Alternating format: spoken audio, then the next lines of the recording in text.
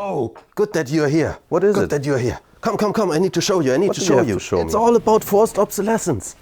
Forced obsolescence. Can you imagine? It's all forced obsolescence. By late 2025, everyone is talking about Apple's newest invention, liquid ass. I mean, liquid glass. But that's not when it started. I believe we can make better choices. But for that, you have to come back with me. Back to the future. It was 2007. 2007. When Microsoft unleashed Windows Vista and the whole timeline spiraled into forced obsolescence.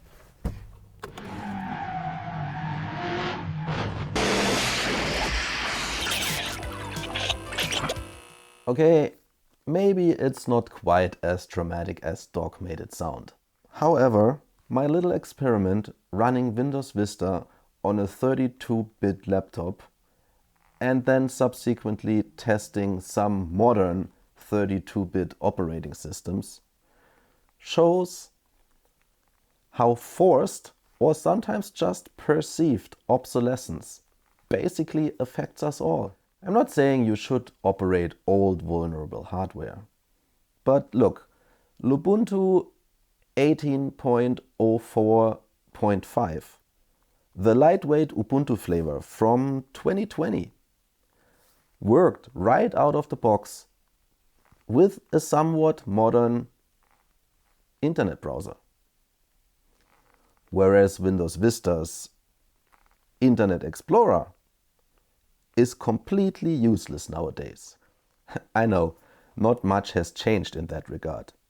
And to be fair, I did find a modern, community-developed, Chromium-based web browser for Windows Vista with a, let's say, somewhat unfortunate name, but it worked. And the fact that I got screen recording software working on this old machine at all was actually quite surprising. My original plan was to compare Windows Vista with Windows 10 in the 32-bit version and Ubuntu 18.04 in the 32-bit version. But on a device as weak as this gateway laptop, it was just hopeless. Windows 10 didn't install at all, and Ubuntu 18.04 did install, and it was quite pretty with the transparency effects when you move a window back and forth and all those modern amenities. But it ran about as smooth as those guys. I know I could have used some super stripped down Linux version or some community hacked Windows build, but that was not the point. As it turned out, this little experiment showed me how conscious design choices from certain companies make you believe that your hardware is obsolete earlier than it actually is. And the question is, do you really need all those fancy effects on a desktop environment? Especially on a low-powered laptop, which you essentially use for writing something and surfing the internet. That old gateway laptop could have worked several more years in these everyday use cases without the need for it being replaced with the newer device.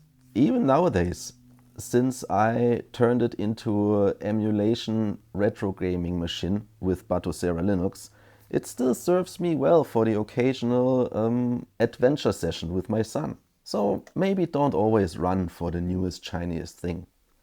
Maintain your gear and learn how to fix it. After all, you paid good money for it. And as everyone knows, that stuff surely does not grow on trees.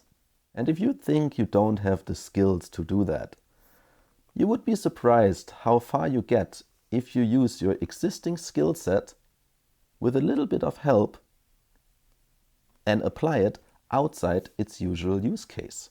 By the time you're really done with the device, instead of throwing it out, consider selling it, giving it away for free, or donating it to a thrift store.